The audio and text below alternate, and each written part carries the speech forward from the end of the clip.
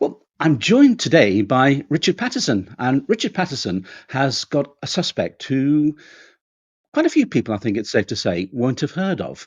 And yet, in recent years, he's been a very intriguing suspect. So, Richard, nice to meet you. Nice to meet you too, Richard. And so, your suspect is Francis Thompson. Now, Francis Thompson was a poet. Perhaps his best known poem was The Hound of Heaven, which is full of this vivid imagery about being pursued by a vengeful god. But to a lot of people, that's maybe all people know about him. So, who was Francis Thompson? Okay, well, a lot of what we know about Francis Thompson came to light after his death. His fame reached its peak around the 1930s and 40s, and he died in 1907 in London. So, what we know of Thompson is more hearsay than perhaps complete fact. But I'll launch into his life, and at any point, just jump in if you have any questions. He Yes, was will born do. in Thank you. He was born in 1859 in Preston, Lancashire, and he was born into a Catholic family. His father was Charles Thompson, his mother was Mary Thompson, and Charles Thompson was a homeopathic surgery. He had a clinic in the home, and Thompson was born in Winkley Street in Preston in 1859. In 1864, when he was about 5, they moved, and they moved. The move was quite dramatic because Preston was a Catholic stronghold. There was a large community of Catholics, and Thompson's family were devout Catholics. They were recent Catholic converts, and their parents had disowned them due to the conversion to Catholicism. So they were a very close knit family, and the friends were only the priests of Preston. But in 1864, they moved to Ashton-under-Lyne, which was a borough outside the edge of Manchester, and that was a Protestant area, and therefore Francis Thompson's family became increasingly isolated and only had a few friends, and they were just the priests of the town. Thompson by now had shown himself to be a sullen child, a secretive child, a child that rarely divulged his thoughts, was known to hide away in the cupboard reading books, had grown a bit of a love for Shakespeare, and but there wasn't any evidence in the family that he'd become a poet. There wasn't any expectation on that side. In 1868, when Thompson was about 8 years old, there was a riot in Ashton-under-Lyne. William Murphy, a Protestant agitator, began a riot in the town, and Thompson's family were involved in the riot. There were two churches, the Church of St. Mary's and St. Anne's, and St. Anne's was gutted and almost burnt to the ground. And the Thompson family sought refuge in St. Mary's Church, and the rioting continued for 3 days, and the riot act was spread, and shots were fired, and a person was scalped on Stamford Street, the street that Thompson grew up in. So he was witness to that. And so Thompson's natural reticence and secretive sort of outlook was only hardened. When people look back in his biographies on how the riot affected him, it's usually shown in how he describes the apocalypse, because he read that in the church at the time, apparently. And he talks about wildfires burning and people scurrying children through like insects at a sudden candle. His parents decided that he should become a priest. So he was sent at the age of 13 to study in the priesthood.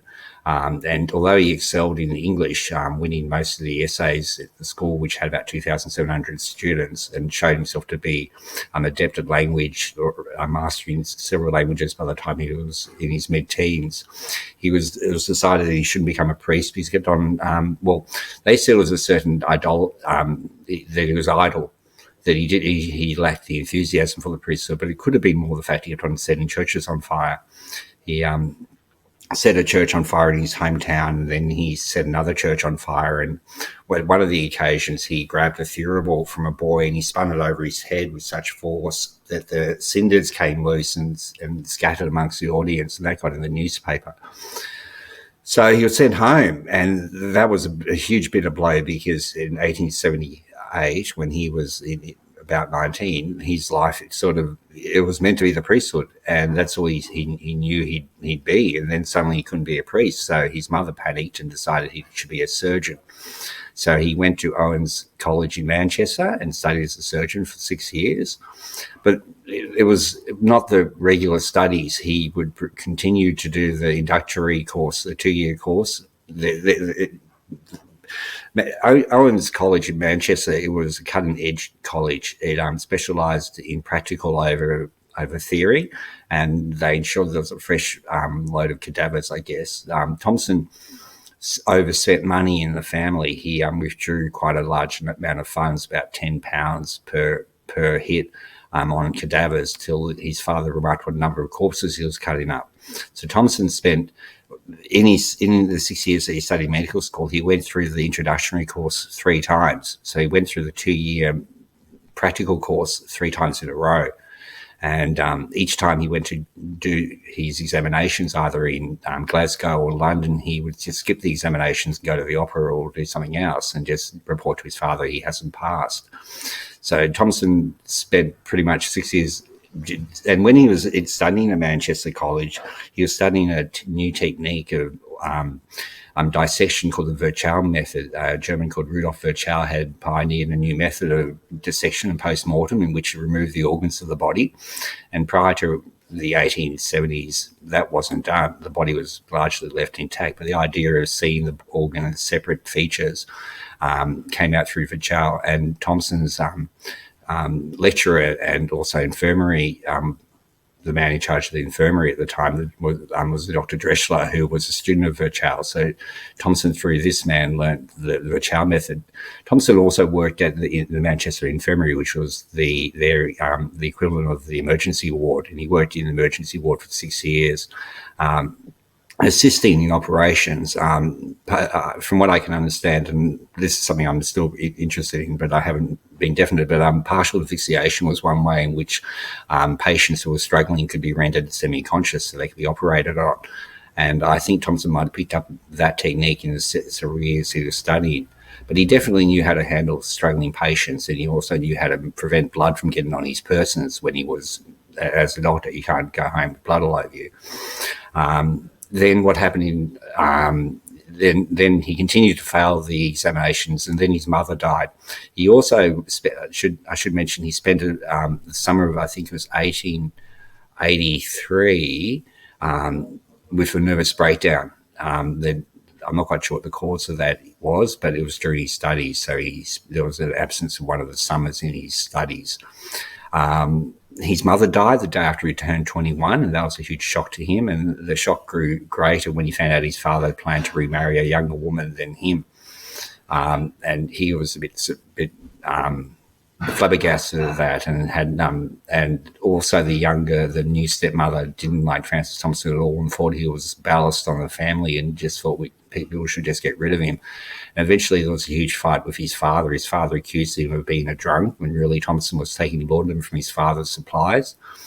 Thompson by now had become a laudanum addict. It happened when he was 14, when his mother gave him De Quincey's Confessions of an Opium Eater, as well as opium, for an ailment that Thompson had, and he became hooked on laudanum for most of his life, only with a few brief respites. But anyway, his father accused him of being drunk, and Thompson couldn't divulge that he was taking laudanum from his father. So he wrote a letter, pretty much ostracising his family through the words in the letter. Not that I've read it, but he left home on November the 9th, 1885, 3 years to the date of Mary Kelly's murder. But he left home I should interject or regress to say he did have other occupations. He tried for the army, but he failed at drill. He worked in a medical instrument factory, and he also was meant to sell the Encyclopedia Britannica, but he read it instead.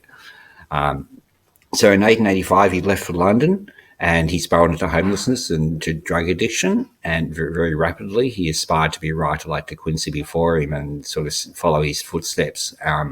But that didn't happen quite the way Thompson suspected. So Thompson became homeless on the streets of London, and became a beggar.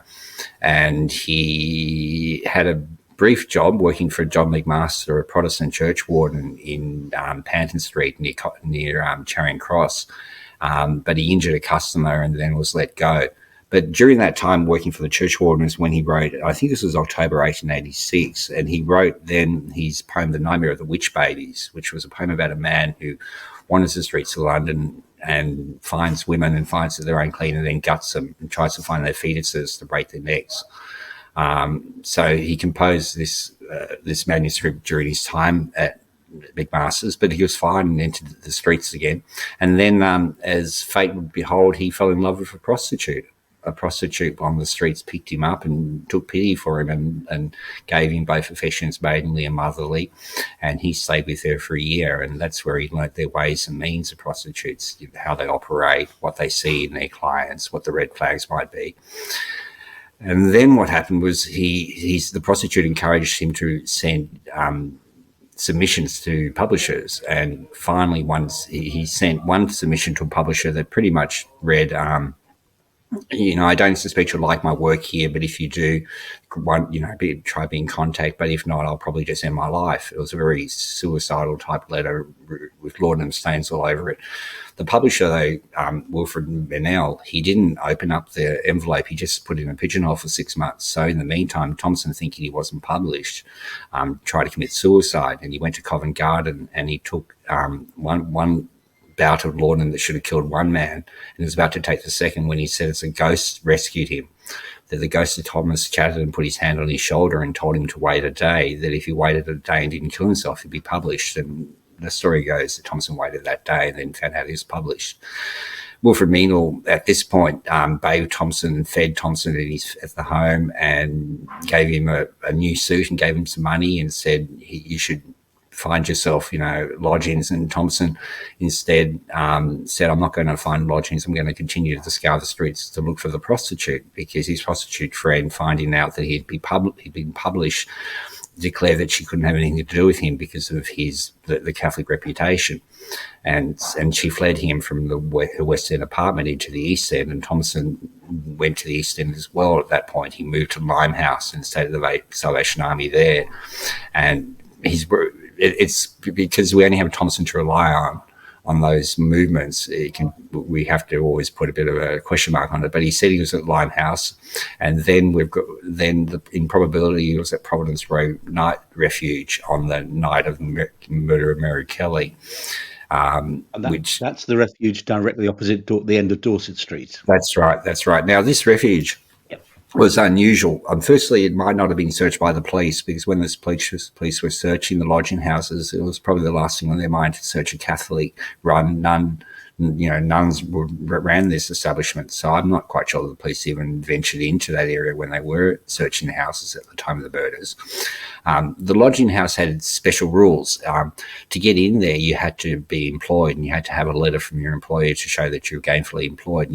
And most of the people who worked in the lodging house had night jobs or early shift morning jobs, such as lamp lighting or setting clocks, so they had to leave the lodgings at all hours. So unlike most lodgings that shut and locked the doors, these doors were unlocked, and Thompson could leave at any time of the night just to say he was working. And when we look at Thompson's circumstances, the only time he could have been allowed into the lodgings and shown that he was employed was if he had mentioned Wilfred Meanall and that his recent employment as a journalist. Well, because when he sent the manuscript with the papers, although it contained The Nightmare of the Witch Babies, it also contained The Passion of Mary, quite a good poem, and also some essays of Thompson. So Thompson, in August of 1888, he was wandering the streets of Whitechapel, that area of the East End, and we know he had a dissecting scalpel with him because he said so in a letter when he was taken off the streets.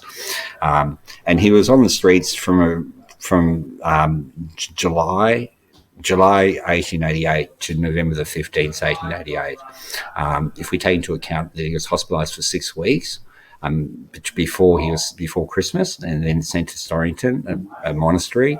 We got the date that was around the middle of November that he would have left the refuge. Normally, when you enter the refuge as well, you were in there for 3 weeks, and you sort of gave a commitment that you'd do that.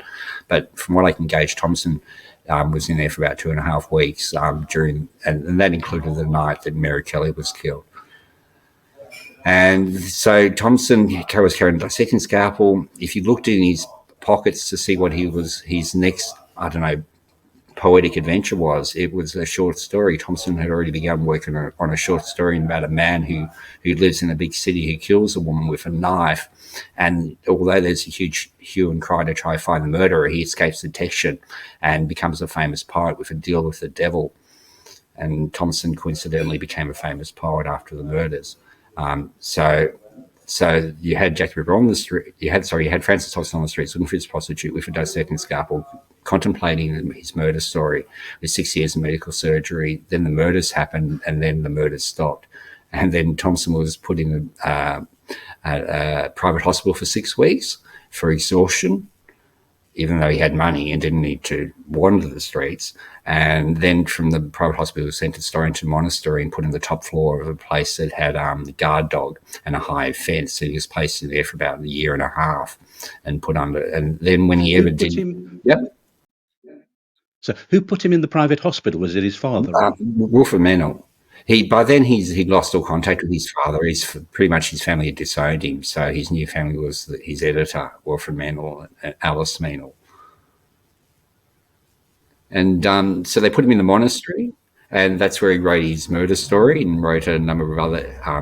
And he wrote a play, and it was called Napoleon Disposes. And in that one, a prostitute is killed with a saber through her chest.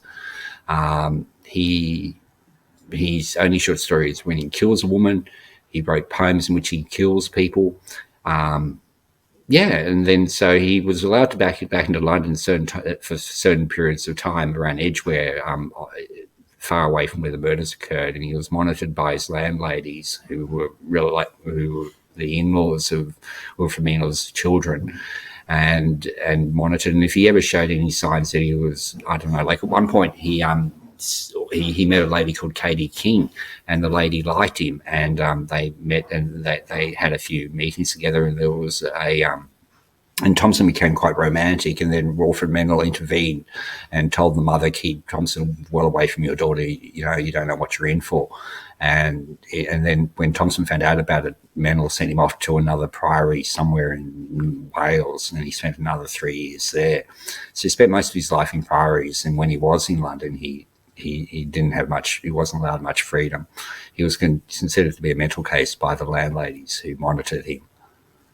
And then what happened in 1907 was the University of Notre Dame in the United States published an article on Francis Thompson that suggested that he wasn't pure, that there's no way he could have lived on the streets and come out of the penal waters pristine. And Wilfred Mennell found out, and then started to write to Thompson suggesting Thompson was ill, and that he had pneumonia, and he had what's the disease that was huge at the time? It wasn't pneumonia. It was where you bled when TB. Yeah, exactly. Tuberculosis. So Wilfred Mennell suggested Thompson was ill, and Thompson said he wasn't ill, and this continued for some time, for a number of weeks. And then Thompson was tricked to enter the hospital that he died in a week later of a drug overdose. And then Thompson died of a drug overdose a couple of days after signing all his literary works over to Wilfred Mennell. And then there was a burial in secret a week later, and it wasn't until after the burial that it was obituaries were released in the newspapers, and most of them were written by Wilfred Mennell, talking about this pure poet who lost his love on the streets. And that's a summary. That's Francis Thompson. I mean, it's a fascinating life, and I mean, his life in its own right is a film. Just looking at it, but you see there's several things.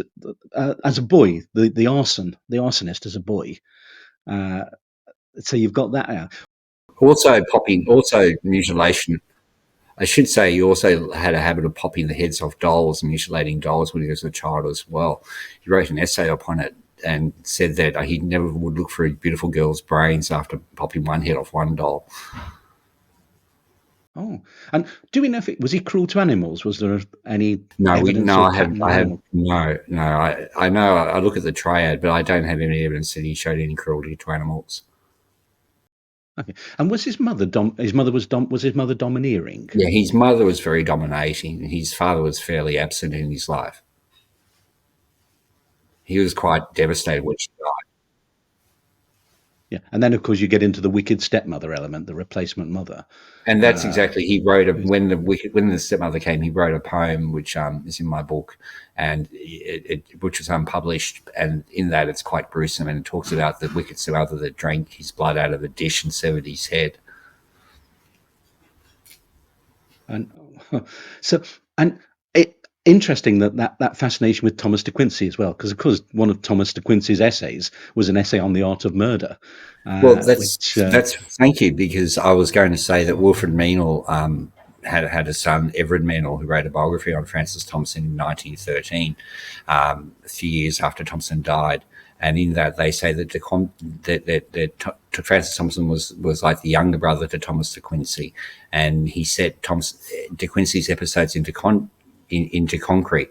And Francis Thompson very much like the works of de Quincey, particularly Murder Considered as One of the Fine Arts, about the William Marr murders.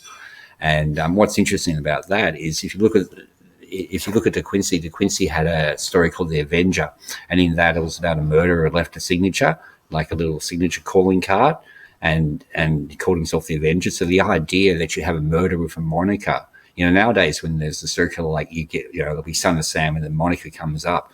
But the idea that a murderer has an adage, has a sort of pseudonym, was a new concept, and Thomas de Quincey pioneered that in his work. Then Jack the Ripper perhaps pioneered that in the term Jack the Ripper. And what's interesting is the weapon used in the Marr murder was a ripping hook. And I believe that if Francis Thompson was Jack the Ripper, it was the ripping hook that gave him the name Ripper. Yeah. But de Quincey, he tried to follow de Quincey's footsteps. Yeah, because the fascinating thing about de Quincey, of course, is that during the Ripper investigation, when the newspapers were reporting on it, that essay is quoted over and over again in the newspapers throughout the autumn of 1888 as the murders are raging.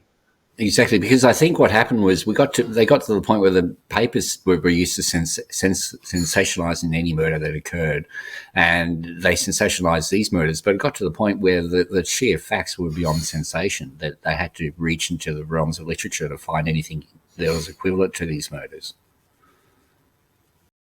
And of course, de Quincey. Do we know where in Covent Garden he attempted suicide? I'm at the rubbish dump at Covent Garden, which is interesting because from what I can understand, because the ghost that he met was the ghost of Thomas Chatterton, and Thompson said, you remember the ghost's face from the paintings of Thomas Chatterton. There's quite a famous painting that you might know of, where Chatterton commits suicide and he's lying in his garret on the bed. And from what I understand, my research, Thomas Chatterton's body was buried where his remains are today, where the rubbish dump of the Covent Garden rubbish dump is. So strangely enough, when Thompson saw the spectre of of Thomas Chatterton might have been literally buried beneath him at the time, because I think that's where his body was. So that's a funny little coincidence there. Yeah. And the other interesting thing is that Thomas de Quincey lived or had lodgings in Tavistock Street, Covent Garden, so just 2 streets down from the market. So exactly, and he's certainly got medical knowledge and surgical knowledge, or just surgical knowledge. He's only got surgical knowledge. He didn't have much medical knowledge, and later on in his life, he sort of cursed the fact that he hadn't studied more of the theoretical side of things, because he became very interested in that as he grew older. Right, handwriting. I mean, obviously, most people don't think that the Jack the Ripper letter was written by the Whitechapel murderer, but handwriting-wise, I understand that Thompson's handwriting was quite similar. Yeah, I've got samples of his handwriting. I had to get samples, fresh samples. So I went to Boston College in the United States and grabbed forensic photographs of his handwriting using where I've got scale and angle recorded. And then I did the same with the Dear Boss letter. I got hold of that. I was lucky to get into the Kew archives under armed guard and get to that letter. And I took forensic photographs of the Dear Boss letter as well, so I could get the handwriting connected, compared. And I took it to one handwriting expert who said that there was similarities, but nothing that could move it over. I think it was 80% surety, and I wanted something a bit more definite than that.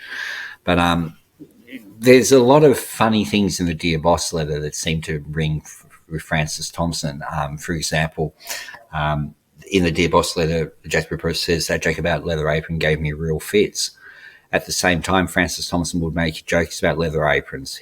When he was homeless and living and using the Salvation Army, he describes how they used to give the occupants leather aprons, which they'd use to cover their boxes to stop the rats from biting them. And Thompson would remark the leather apron was a fashion in all the refugees, and then he'd end with a tremendous laughter. So it was a big joke. It had sent him into fits about the leather apron, and then you got Jack Ripper write the leather apron joke gave me real fits, and Thompson at the same time is actually making jokes about the leather apron he had while he was homeless to prevent the rats from biting him. And do we know when he was homeless? It almost seems to me that he had this. The word I want to use is addiction to homelessness. That he felt, and you do find this sometimes, that people find more security being homeless than being in surroundings. You almost get not wanting to go. Once you've been outdoors, you almost become addicted to it. Yeah, Thompson definitely had entered that state. Even when he was rescued from the streets, and years later, if he ever became disgruntled with people or situations, he'd always threaten that he'd just take to the streets.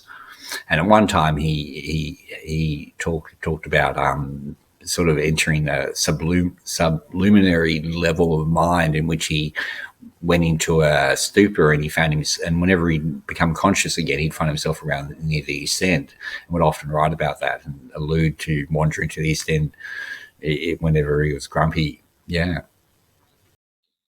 And when he was in the monasteries or the priories, what was he happy then? As though, well, that's where he did most of his writing.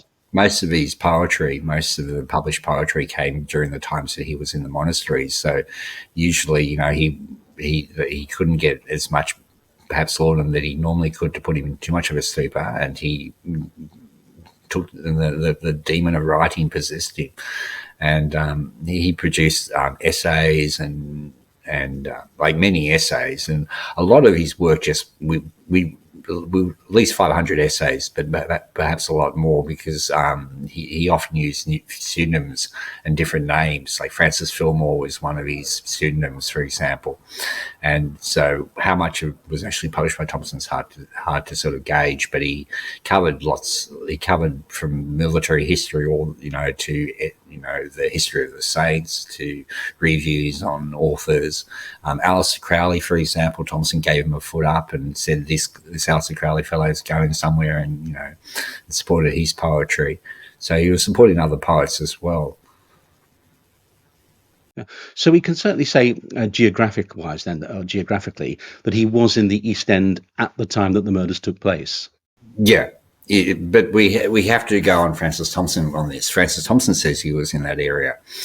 So we have to just assume he was telling us the truth. So assuming Thompson was valid in what he said about himself, then he was definitely in the East End during the time of the murders. Yeah. Do we know if he was fascinated by that particular? I mean, obviously, if he's the perpetrator, he would be. But otherwise, do we know if he showed any fascination with the murders at the time? No, that's the thing. His editor, Wilfred Mendel, was fascinated in the murders. He followed it acutely before Thompson's rescue off the streets. Before he was hospitalised, Mendel even spoke to the Cardinal about the murders and would sort of update the Cardinal at the time. To remember, Wilfred Mendel was very connected. He was friends with both Prime Ministers, both the Prime Minister for the opposition and the government, and he knew most of the literary elite in London. So he had his hand everywhere. And he at the time of the murders, an Irish writer called Catherine Tynan was staying at Wilfred Mendel's house, and W.B. Yeats at the time had grown fond of Catherine and would often visit the family home at the same time that Francis Thompson was there getting bathed and washed and fed. And at the time, Wilfred Mendel would toy with Catherine Tynan and accuse Fenians of the crimes just to get Catherine Tynan's goat up. So it's interesting that we have a man who, the editor, was fascinated in the crimes, yet the sheer fact that he rescued a person from the streets where Jack the Ripper roamed never entered his mind, apparently. Although I personally, if I was the editor, my my poem had come off the streets that Jack the Ripper had roamed, I'd be definitely mentioning that in a biography just for sales. But for some reason, that was totally neglected. Information that suggests that Thompson was in the East End was removed from later works. When you look at the 1913 edition of The Life of Francis Thompson, then you look at the later editions, the 1926 editions, references to the East End disappear. Do we know why that should be, or? Well, Thompson, from what we understand, this is from other biographers, like Bridget M. Borman's a great biographer, and Francis Thompson, and she suggested that it was just an exercise to whitewash Francis Thompson's life, and any suggestion that he was in anywhere that was of ill repute should just be removed. And was it reference to the prostitute taken out? Well, the references to the prostitute at one point, there was when Thompson considered running off to the streets again. Wilfred Meanall said, "Look, Thompson, what you should do is perhaps write a bit of a diary. Why don't you write about your time during from 1887 to 1888? Why don't you describe all that you've done?" And Thompson wrote this lengthy piece that described exactly what he was doing during the Jack the Ripper murders. And Wilfred Meanall took it off Francis Thompson and threw it in a fire. When Thompson submitted his poetry, the One Number of the Witch Baby and the Passion of Mary, and those essays to Wilfred Meanall back in the day, and Meanall put it in the pigeonhole. When he took it out of the pigeonhole 6 months later, he opened it ready to burn it. They're about to have a bonfire. Whenever Meanall got too much mail, he'd basically set it on fire. And Meanall burnt most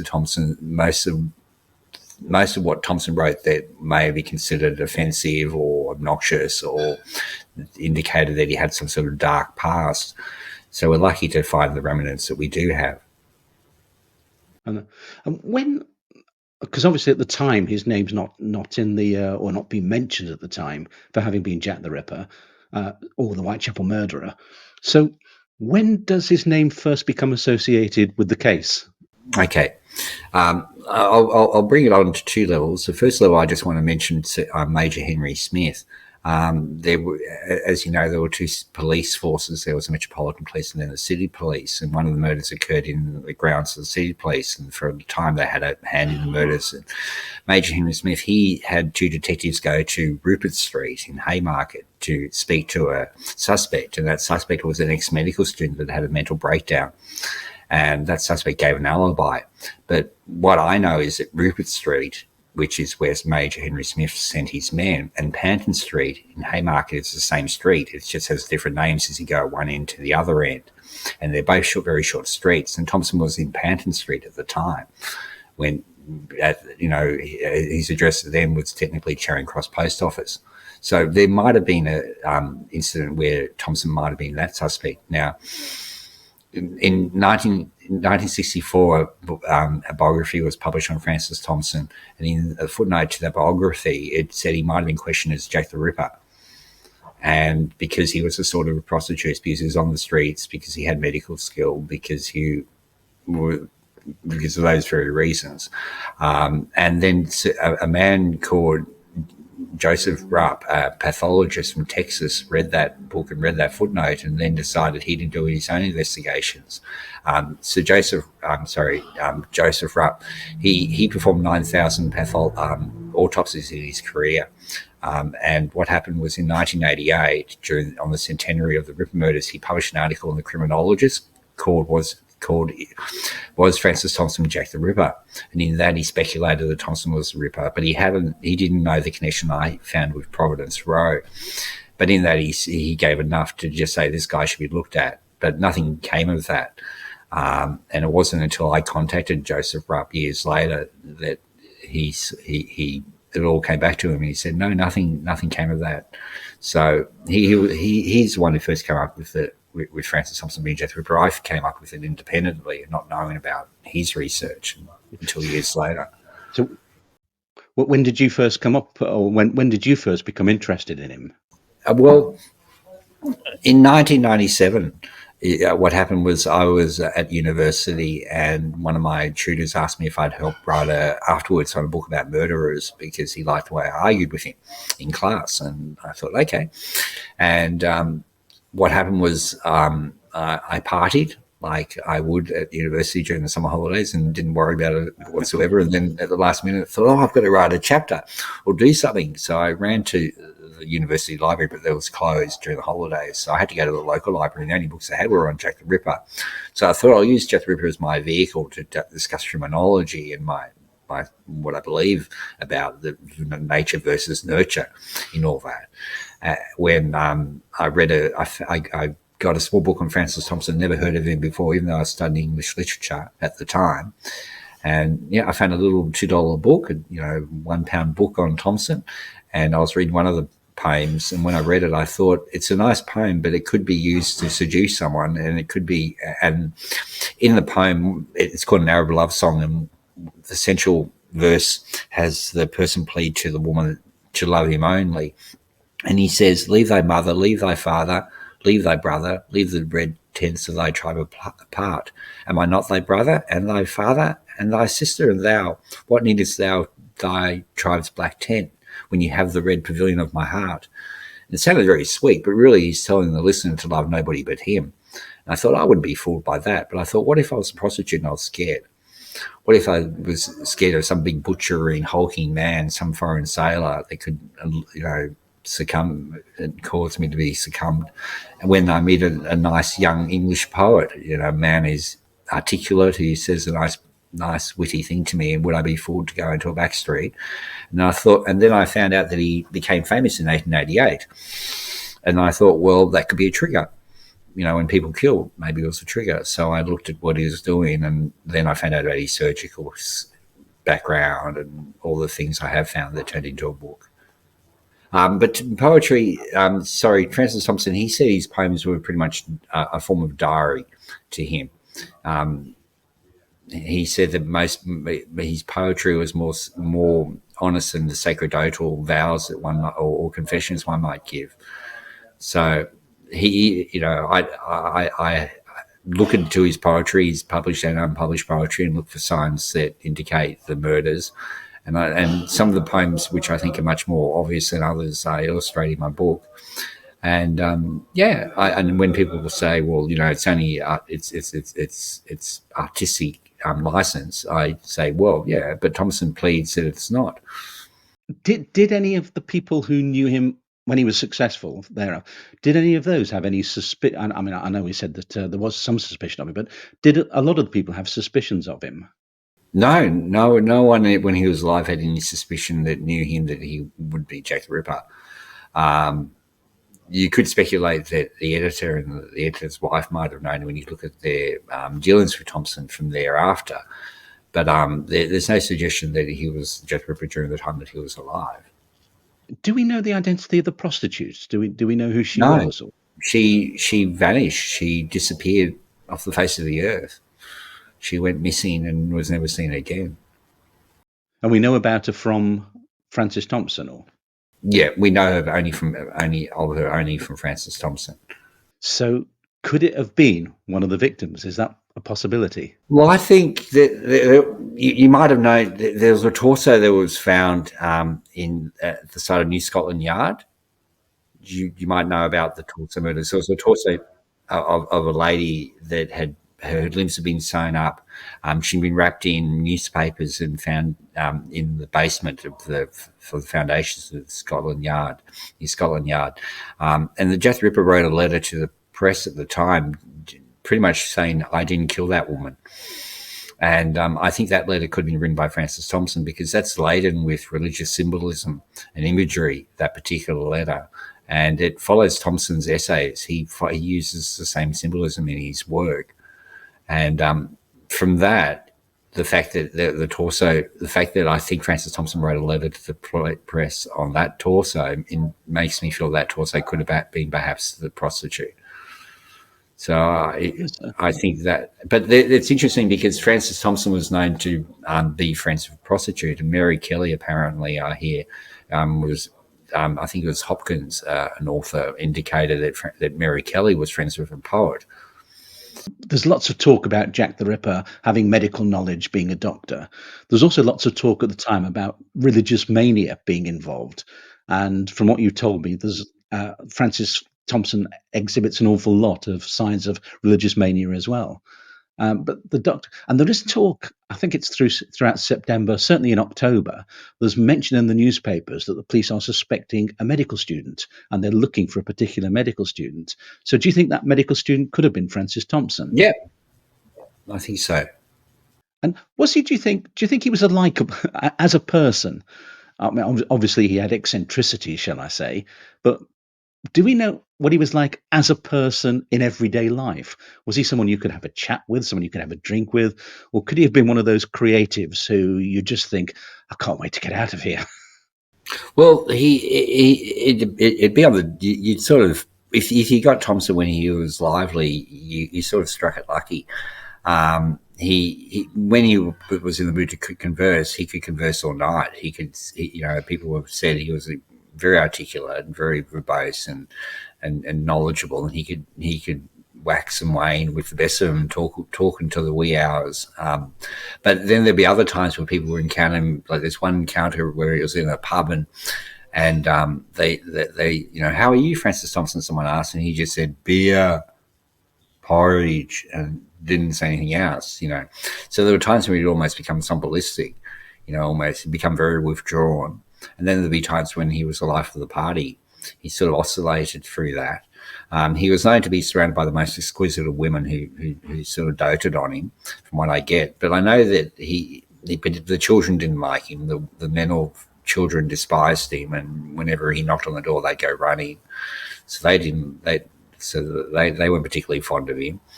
And later on in his life, most people thought he was a bit of an odd person to come into the mental household. And yeah, there was issues between the wife. Alice Meynell at one point didn't want Thompson to have anything to do with the family, and she forbid him from coming over. And so it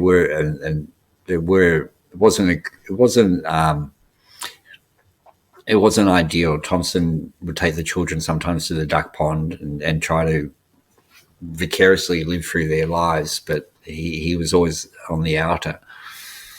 But he could be very interesting to speak to, and the other guests in the refuges that he stayed in, and also the hostels he stayed in, they would say that it was wonderful to speak to. So yeah, he could hold your ear, and he was a great essay writer as well, even from a young age. So he does sound, I say, Jack the Ripper aside, he does sound like a fascinating person. And as I said earlier, he's got almost, there's a film in his own right there. Exactly. Even if you didn't have the Jack the Ripper ingredient in the story, it's still an interesting life. Because you've got someone who saw all sides of the Victorian age, from the downtrodden, from the streets, all the way to, the upper class and the elite, the social circles, and the elite of England, the literary elite. Did he have any favoured locations when he was homeless? You often find that homeless people have specific favoured locations. Yeah, he'd go to the portrait gallery, and he used to spend a lot of times in the National Portrait Gallery.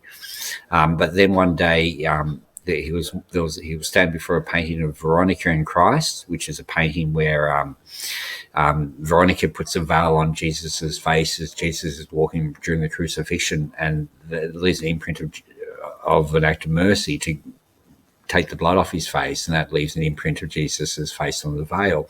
And Thompson went to explain the symbolism to two women who were looking at the painting, and they expressed disgust at his downtrodden appearance and told him to get lost. And at that point, he no longer went to the portrait gallery. He spent a lot of time at the Guildhall Library and scouring the old books and old maps there. I know that Stowe's maps of the East End were stored there, and I'm not quite sure that Thompson looked at those maps, but it is said that he looked at old maps and just read things in the Guildhall Library during the winter months to keep away from the cold. And then you got Covent Garden. He spent a lot of his time around the Covent Garden, Charing Cross. His father would give him a stipend, a bit of money that he used to claim at the Charing Cross post office, but then eventually ceased claiming it. And that's when his family thought he might have died on the streets. So by the time of his death, or by the time he became famous, his father had nothing more to do with him. Yeah, his father died before he died, and he went to Manchester to attend the funeral, and he went to the funeral, but he wasn't allowed back in the family home. They pretty much had already ostracised him completely as a wasted family member. Curiously enough, I know ancestors or descendants of Francis Thompson's sister, Anne Thompson, who went to South Africa, and they told me that when they'd get together at Christmas, they used to talk about old Jack the Ripper, Uncle Frank being Jack the Ripper. So the family thought he was Jack the Ripper, but they kept it to themselves, and it just was a little bit of a legend that they share around Christmas drinks until they found out about me. Are the family still around then? They're still not obviously the family's still around. It's been good. It's been good. It's in the family's around, and they're very friendly with me, and we're tight knit, which is good considering I accuse their relative of being the murderer. People who are interested in Francis Thompson, people who are interested in Francis Thompson's poetry like me because I brought Francis Thompson's poetry back to the fore, and he's a great poet. And apparently Charles Manson wanted to spend 5 minutes alone in a room with me once. So I think he would have just said, "Oh, you're blaming a genius to be the murderers. How nice job there." So I haven't got too many. And I wrote to Burns and Oates, the publishing house that publishes Francis Thompson's work, just to say, "Look, I think it could be Jack the Ripper." And Paul Burns wrote back to me, which was nice of him to say, "Look, no hard feelings. Can I keep your book for historical purposes?" And that was very nice. So, yeah. And also, I've tried not to repeat the crimes of Patricia Cornwell to come up with a suspect without speaking to the Ripper fraternity first. So I made a point to be open and accessible to anyone. Yeah. I mean, one thing I find fascinating about you is that you don't try and force your theory down people's throats. You're very pleasant with people. If people disagree with you, as obviously people do disagree in the Jack the Ripper world, they're not going to get torn apart by you. You sort of accept their criticism and say, well, everyone's entitled. You're very, very nice about it. Oh, well, thank you. Well, it should, if you a lot of people get caught up in their ego and their identity with this suspect. And I learned through university that I can write an essay that says I don't like cake, and I can like cake. My essay cannot like cake. I can divorce myself from my work. So it's easy. I just, I've got a book that does its hardest to say Francis Thompson's Jack the Ripper and not much else in there. So I've already had my say. I can let other people speak now. It's come out of my mind and put it onto the paper. And do you have a favourite poem? Do you have a favourite Francis Thompson poem? Ode to a Snowflake, which I'd have to find to recite, but it's just describes a snowflake and how it was built. And I find that the microscopic element or the macroscopic where someone can go into something so small and be able to bring further beauty out of it fascinates me. So that'd probably be my favourite poem, Ode to a Snowflake. It's a sweet little poem and it's sort of childish. One of the things that strikes me about him is that the way you describe him with that being very conversational, that he's very, very vibrant in his conversation, and then suddenly he's just almost morose, just one sentence. It's almost there's almost bipolar behaviour there, isn't there? Yeah, well, when I looked at what psychiatrists say about Francis Thompson, a lot of them just say basically we're dealing with someone who may have had autism or maybe Asperger's in his behaviour. The way he presented himself as a child suggests that he might have had autism. He'd walk with his shoulders hunched and he'd mumble to himself and he'd dribble and slur. So he wasn't very communicative at all back then. And I think he mimicked the communication. I think he saw how people talked and he mimicked it rather than develop it on his own as a pedagogical sort of growth. Other psychiatrists have suggested that he could have had a psychosis when we look at his behaviour as a child as well. He'd be in the schoolyard, in the school room, he'd put books around and make a fortress out of it just to stop the kids from spitballing him. He wasn't very popular. He was whipped when he first got to school and took that very badly. Talked about the Aboriginal demons lurking in man, that they'd laugh at such an event, when most other boys took it good-naturedly in that era. So Thompson just took things badly. He was a very sensitive person, and he said that a thimble of pain could be another person's Mount Etna. So he sort of affronting life was a difficult thing for Francis Thompson. Just standing tall in front of life was hard for him to muster at some points in his life. And there's almost and there's that homelessness as well. That restless. It's almost like a restlessness that he wants to be on the streets, and it's almost like he wants to be in the poorer parts where he can see the hell of life, basically. And did you see that perhaps as an inspiration for his poetry? Oh, definitely. Yeah, he mined the dredges of reality to find things pristine. He definitely inspired his poetry, but you don't see much of the streets in his poetry. It's only very rare that he touches upon it. He's such a fascinating person, and a fascinating theory as well. So if people want to know more about you and want to know more about your research and want to know more about Francis Thompson, both as a poet and as a suspect, where do they go to? Well, they can go to Austin, Macaulay, or Amazon Books, and you can buy my book called Jack the Ripper: The Works of Francis Thompson, and read from there. I regularly post on Facebook groups. There's a few docos on YouTube that people can track down as well. There's a documentary made on me in which I discuss that, made by Mark Duffler, and that's a good thing to watch if you don't want to read anything.